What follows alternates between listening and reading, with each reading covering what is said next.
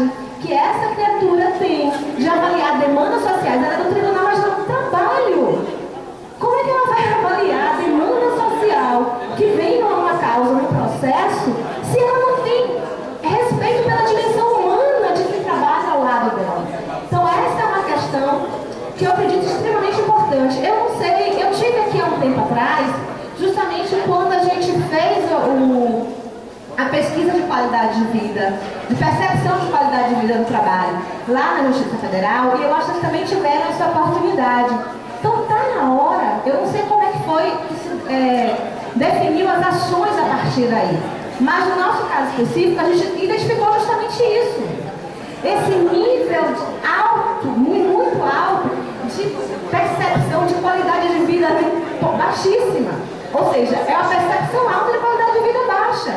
Por quê? Porque as pessoas não se sentem reconhecidas como pessoas, elas não se sentem parte da organização e, principalmente, elas sentem que não são reconhecidas pela administração como pessoas. Então, na verdade, eu acho que assim, é levantar esses dados, a gente fazer um trabalho conjunto com o sindicato, né, de que esses dados da pesquisa de qualidade de vida, da percepção de qualidade de vida, sejam passados para as instâncias sindicais, né, porque na verdade aqui foi feito, eu não sei se já foi concluído o processo, e na Justiça Federal também, para que daí a gente possa originar ações que façam, digamos assim, que sejam protetivas da qualidade de vida, mas principalmente da percepção humanizada da pessoa. Eu estou muito com uma peça, então.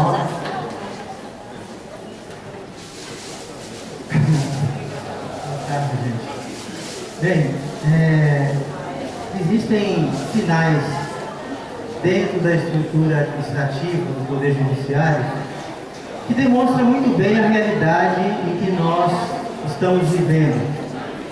E se uma magistrada, né, se pronuncia dessa forma aberta, né, porque existem várias pessoas interligadas dentro de uma rede social, ela já está demonstrando, na verdade, a realidade que está posta, a realidade que está vigente dentro do Poder Judiciário. E não é diferente aqui na Bahia, né? A gente acompanha a qualidade de vida e a estrutura administrativa do Poder Judiciário.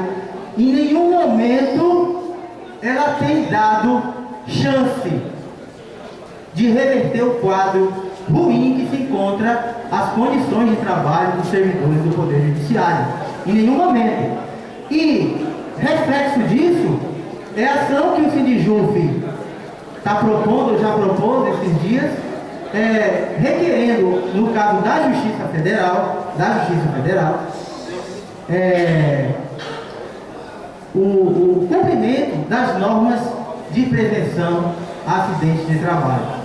Então, assim, uma lei aprovada desde a Constituição, existe essa fundamentação lá no artigo 7º, existe a regulamentação por uma lei de 2009, quer dizer, 21 anos depois, e 2009 a 2014 nós já temos aí 6 anos, e até agora não existe o cumprimento de regras de prevenção de trabalho, nem os exames laboratoriais a Justiça Federal tem feito, né? Então, assim, é um absurdo, né? O TRE já tem feito os exames preventivos, o TRT a gente já tem informação que tem feito também, mas a Justiça Federal nem isso tem feito. E o que é pior, a Justiça Federal utiliza o orçamento solidário dos servidores da Justiça Federal para custear exames preventivos dos servidores do TRF1, que já tem a regulamentação própria. Quer dizer, o TRF1 abrange 14 estados, mas só o TRF capital é que faz os exames preventivos de doenças ocupacionais. TRF1, né? Brasília. Então, assim, realmente, as condições da Justiça Federal, que tem demonstrado um pragmatismo terrível, né? Que tem prejudicado as condições de trabalho dos servidores. E qual é a forma que nós temos que buscar para reverter isso? É sair às ruas, gente. nas nossas greves, deixar muito claro o que está acontecendo. Né? Eu acho que as nossas greves é um campo aberto, inclusive eu acho que a gente tem que usar veículos mais potentes, né, para chamar a atenção da sociedade em função do que está acontecendo, porque o suicídio é o fim. Né? E eu sou vítima desse processo de assédio moral, porque a maioria da Justiça Federal sabe que eu tenho um processo de assédio moral contra a Justiça Federal. E foi o primeiro processo que se ingressou contra a Justiça Federal de assédio moral. E está lá, concluso com a sentença. E aguardamos o desfecho. Aguardamos o desfecho. Mas isso tem que acontecer. E como é que a gente perde o medo de enfrentar as administrações? Como é que a gente perde o medo? Conscientização. Temos que estar conscientes que eu sendo vítima e eu repulsando essa agressão, eu vou fortalecer os meus colegas para que tenham coragem de enfrentar também as administrações.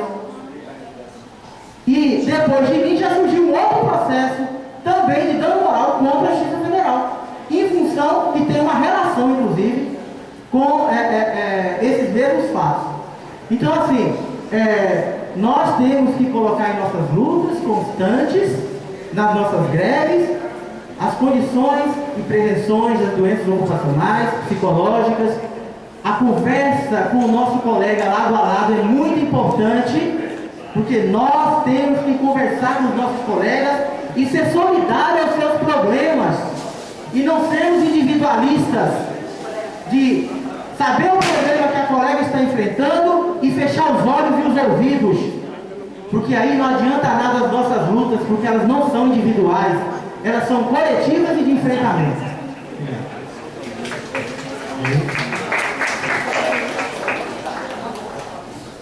Pessoal, boa tarde. A gente tinha pensado em trazer alguém para fazer uma fala para vocês diante desse quadro de 3 suicídios dos colegas no seio do TRT São Paulo. Mas aí falamos com a nossa psicóloga aqui, ela não pôde estar, por isso ela escreveu um texto para que fosse lido aqui. E eu acho que vem bem a calhar nesse momento que a gente está vivendo. Para o escritor Albert Camus, o único problema filosófico verdadeiramente sério é o suicídio. De fato, além de todo o silêncio absoluto que nos gera a morte, o suicídio soma a isso a desesperança, a solidão e a crença na total falta de sentido que a existência humana pode ter chegado a significar para aquele que resolver por fim a sua própria vida. Mas o que dizer de um suicídio que acontece no local de trabalho? Que mensagem a mais gera em nós, colegas? Recorro ao psiquiatra e psicanalista francês Christophe Dejoux, que tem dedicado sua vida ao estudo de sofrimentos no trabalho. Para ele, o suicídio é uma mensagem brutal. É a manifestação da mais terrível solidão e da cultura do cada um por si, que tem se estendido nas novas formas de, aspas, organização do trabalho. Ele é, em certa medida, a consequência do desaparecimento da solidariedade, do desaparecimento da visão do colega como um parceiro, um semelhante, e não um adversário. É uma consequência dos estigmas, da competição mesquinha, dos julgamentos, dos boatos maldosos e injustiças. Contra isso, precisamos nos regatar na ajuda mútua, na atenção aos outros, na parceria. Precisamos sair da posição do fazer a minha parte para fazermos juntos, para o posso ajudar. Precisamos encontrar em cada um de nós, colegas, um pouco de conforto à solidão existencial que só um olhar de compreensão pode nos dar. Que estes sentimentos de dor, choque e desesperança que sentimos hoje possam se converter em sentimento de união, amparo e solidariedade entre nós, pela luta de um local de trabalho digno. A ausência daqueles que se foram serão sempre sentidas. E nesse momento nos solidarizamos com a dor dos seus familiares.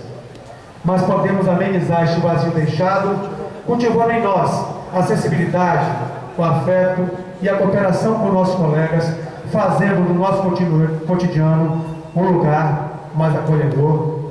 Giovana Reis Mesquita. Obrigado.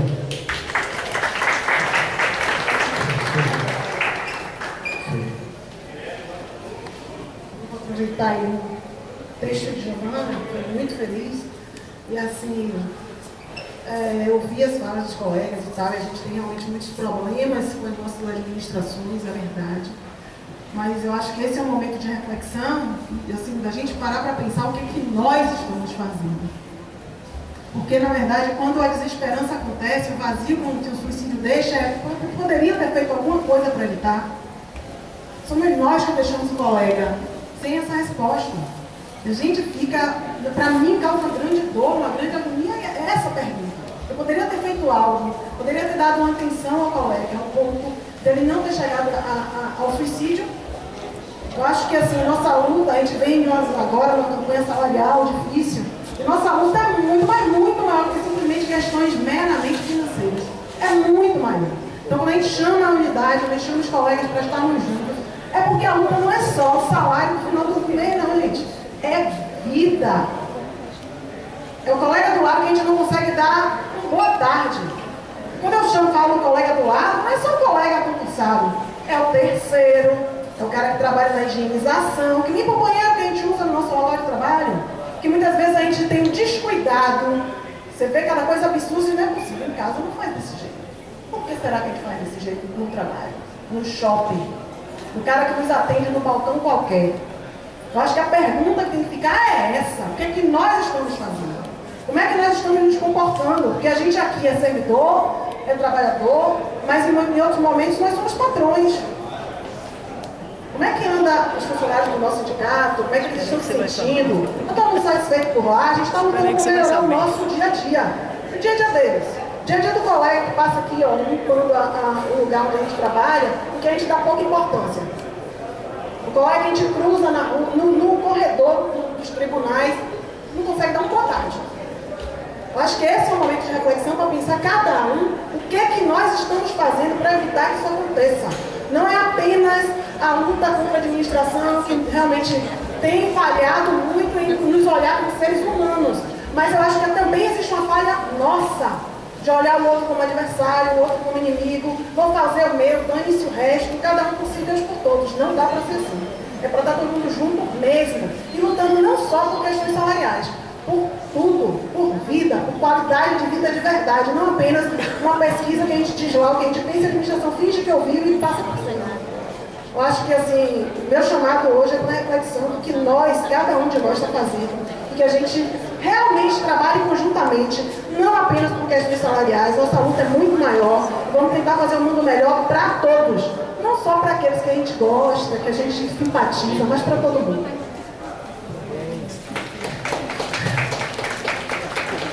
Boa tarde. Gente, eu vou ler um pedaço aqui de um texto que é de um pesquisador chamado Erval Pina. Ele tem estudos sobre doenças que acontecem em ambiente de trabalho.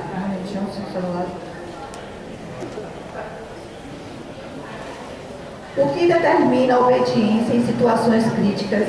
O que leva o indivíduo a se sujeitar ao risco e à morte, justo que ele mais teme? O que faz abdicar de sua vontade de consciência? O que o torna tão submisso a despeito da ameaça tão onipresente da doença e da morte? Ferir-se, adoecer e morrer no trabalho são possibilidades, abstrações. Pode ou não acontecer. Negar-se a esse risco socialmente determinado implica de imediato em alguma sanção. Quem se nega a obedecer é punido. Na guerra como covarde, no trabalho como insubordinado e fora dele como contraventor.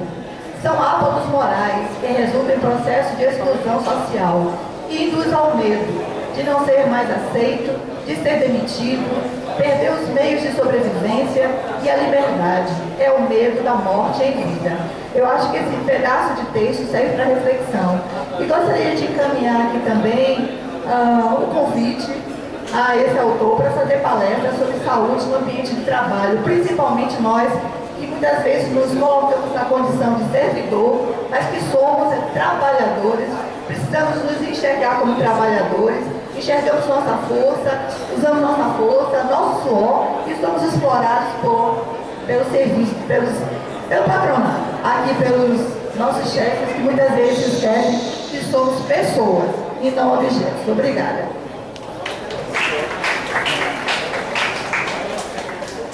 Ivan Terres.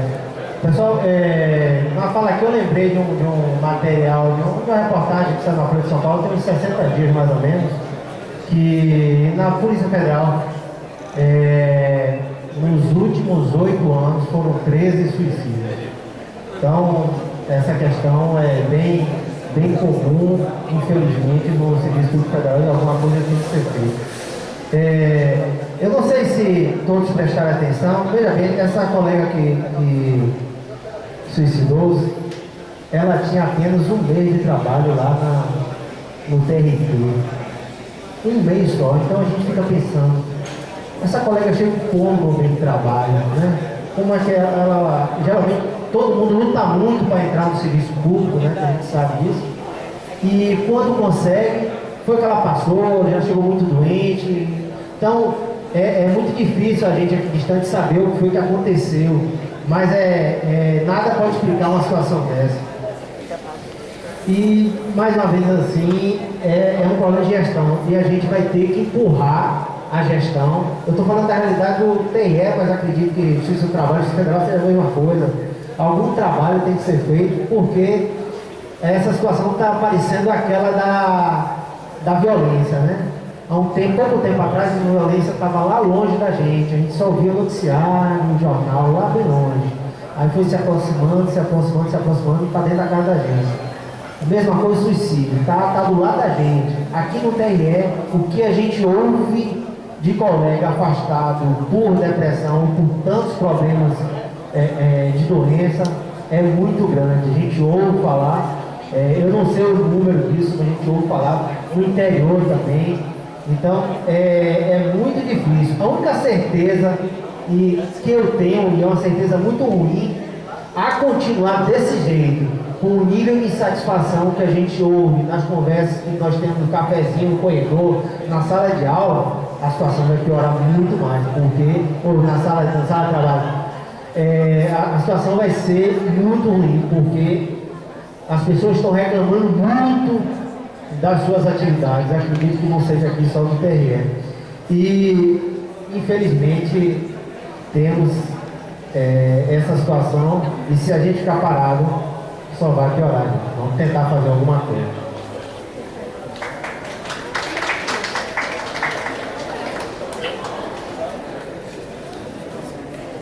Gente, em determinado momento aqui foi citada uma colega nossa, Raquel, que há algum tempo atrás ela não se suicidou aqui no ambiente de trabalho, mas ela efetivamente se suicidou.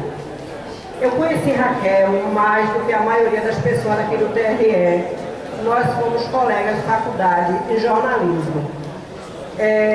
Quando eu soube do suicídio de Raquel, eu, de certo modo, fui tomada por um sentimento assim, de culpa muito grande, porque eu tinha visto Raquel no dia anterior. Ela tinha sido minha colega de faculdade, jornalismo, essa coisa toda. Então eu a conhecia um pouco mais do que a maioria. E assim, quando a coisa acontece, você, digamos, se sente meio que impotente, como se você não tivesse sabido em que momento aquela pessoa precisou que você tivesse dado a mão e trazido para você. A minha fala, eu vou ser muito breve. Esse episódio de Raquel aconteceu naquele período conturbado de Anális Barreto, de pessoas de fora ocupando CJs e etc e tal. Atualmente a gente não tem o problema das pessoas de fora, mas a gente tem o problema das pessoas de dentro. A gente tem muitos casos de pessoas doentes. Então, assim, é um apelo que eu faço para cada um de nós. Vamos sempre olhar o outro. Não vamos só falar do juiz que colocou aquilo, da juíza que colocou uma coisa no Facebook, que definitivamente não foi uma coisa ruim. Mas vamos avaliar o papel individual de cada um de nós e o nosso olhar sobre o outro, que talvez seja uma coisa que a gente não esteja praticando, que é esse olhar. Então, quando nós estamos hoje distribuindo essa rosa, Estamos com o tubo branco simbolizando a paz, que essa rosa signifique de algum modo o olhar de cada um de nós para com o outro. Obrigada.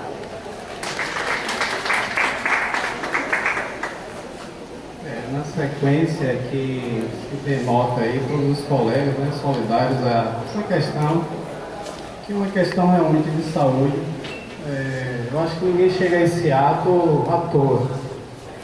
Na verdade, o ato já é o último ato, na verdade. E que muitas vezes essas pessoas não contam com apoio, né, nem de sua família, nem de seus colegas. Às vezes também nem do corpo médico, que é privado, que é da própria empresa. Mas eu só queria estender também essa solidariedade a outros colegas também que já morreram aqui, principalmente aqui no eleitoral, em trabalho e o deslocamento para trabalho, né? Nós tínhamos um colega, por exemplo, que via no seu trabalho e na estrada seu carro foi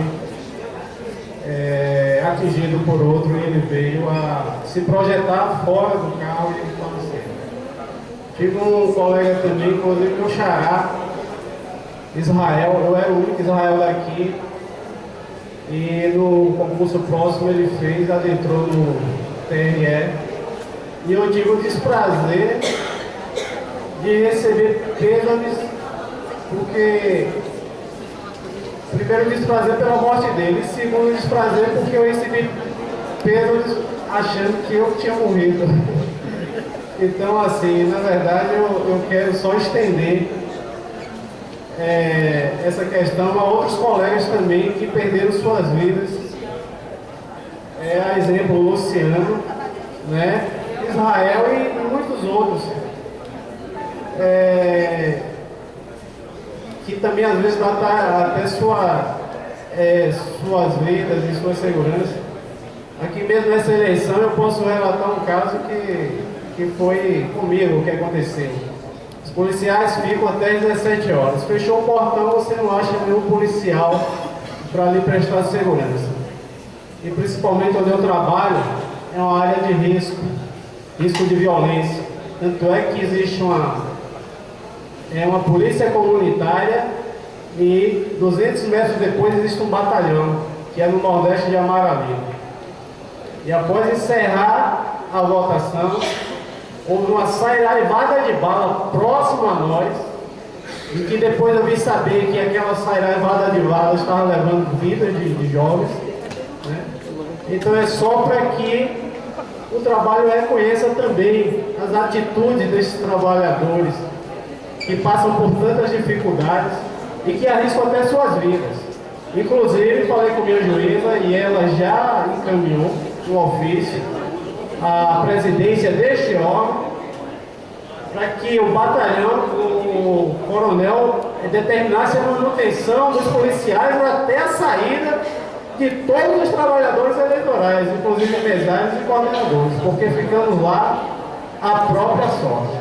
Então eu só queria dizer que esse ato aqui está de parabéns e também incluir esses nossos colegas que já perderam suas vidas aí. Obrigado. Gente, eu vou fazer um encerramento que a gente está sembrando a sequência. E assim, Rosana te falando comigo, Rosana vai fazer uma fala em nome dos funcionários do sindicato. Depois eu vou ler uma carta, que é na verdade uma ode que foi feita por um baiano também, que está radicado lá em São Paulo, que fez a Raquel não, a Amanda. E Salete vai encerrar. Depois a nossa proposta é que a gente siga em silêncio nessa conversão do nosso luto para a nossa luta, que a gente siga em absoluto silêncio para a CAP, né, em respeito aos que caíram, aos que tombaram, e reforçando que eles continuam presentes. Boa tarde, gente. Meu nome é Rosana, eu sou jornalista do Sindjuf há quase 5 anos e a gente também quer participar dessa manifestação e a gente fez um texto que eu vou ler e assim, Antes de tudo, a gente também se solidariza com a causa, com os familiares, principalmente porque alguns de nós já passou por uma situação dessa, de perder um amigo por suicídio. O texto é o seguinte: boas condições de trabalho devem ser para todos. A notícia de suicídios de alguns servidores do Judiciário em São Paulo causou alvoroço e gerou suspeitas das motivações. Muitas das opiniões sobre essas motivações das mortes referem-se às más condições de trabalho e assédios. Com isso, tomou-se a decisão de fazer esta manifestação. Ocorre que nós, funcionários do Sindjuf Bahia, também queremos nos manifestar. O nosso clima organizacional de trabalho está péssimo. Não há motivação para virmos trabalhar. Ao contrário, só há tristeza e um sentimento muito ruim, que é o de aprisionamento. Muitos aceitam estas condições, quase sempre calados, pois não podem sair do emprego, precisam dele para o sustento da família e têm medo de retaliações, que embora eu diga que nunca possa ocorrer, sabemos que é uma inverdade. Trabalhamos diretamente com uma diretoria que não se entende, que segundo alguns de vocês servidores, deixou de lado o item primordial que é a luta da classe trabalhadora no Judiciário Federal, permitindo que interesses pessoais tomassem a frente de uma linda causa. Decisões são tomadas e descumpridas. Ordens são dadas a nós por um grupo e o outro a desfaz, por mero capricho ou implicância. Temos visto servidores começando a se engalfinhar, quando deveriam estar unidos, motivados muitas vezes pela divisão existente nessa diretoria. Temos assistido, repetidas vezes, uma amostra grátis de luta livre nas assembleias. O bom senso sumiu. A noção de respeito, transparência e democracia, tão propagadas na campanha eleitoral para a eleição da diretoria deste sindicato, foram para as cucuias. Não há organização, não há coesão e algumas vezes não há coerência. São os discursos inflamados contra a própria categoria, quando esquecem que o inimigo não são vocês mesmos.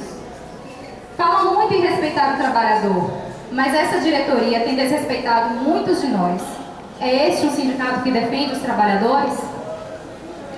Muitos de vocês falam conosco a respeito de estarem descrentes neste sindicato, na luta, e se desfiliam por estes motivos. Mas nós queremos também dizer a vocês, servidores, acordem. Os sindicatos são vocês. As decisões são tomadas pura e unicamente por vocês. Nossos patrões são vocês. Se estamos insatisfeitos e sofrendo por más condições de trabalho, vocês têm parte nisso. Pedimos que cada um de vocês possa refletir sobre o que é sindicalismo e respeito. Que tomem decisões pautadas no bom senso e na ética.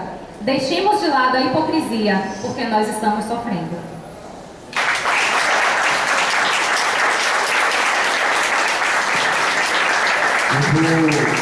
Antes de passar aqui eu vou ler um tributo, que é um tributo de um baiano, como eu disse, Tal Abril, uma ode à Holanda. Ontem perdemos uma colega, Amanda Costa, recém-possada, aprovada no último concurso desse tribunal.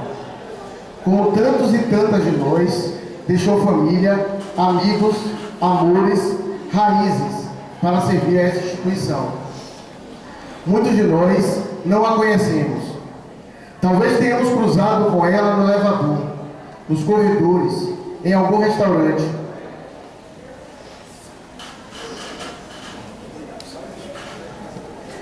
Tenhamos visto o crachá e a reconhecido como colega, e não cumprimentamos. Seguimos nosso curso, preocupados em comer rápido para voltar à vara. A pilha de despacho só cresce, e o chefe ou a chefa quer a pilha zerada até o fim do dia. Talvez tenhamos perdido a chance de ter uma vista sorrir, de convidá-la a almoçar com nossa turma, cada vez menor e atomizada. Talvez tenhamos perdido a chance de dizer que a banda predileta dela iria tocar na cidade no fim de semana e que ela seria muito bem-vinda a vir conosco. Talvez tenhamos perdido a chance de abraçá-la, de acolhê-la, de dizer que somos todos iguais e estamos no mesmo barco, compartilhando muitos medos, frustrações, e anseios em comum. Mas não fizemos nada disso. Passamos sem nem dizer oi. Neste momento, colegas, magistrados, cidadãos, advogados, enfim, homens e mulheres aqui presentes, nós nos sentimos presos a um pequeno intervalo de tempo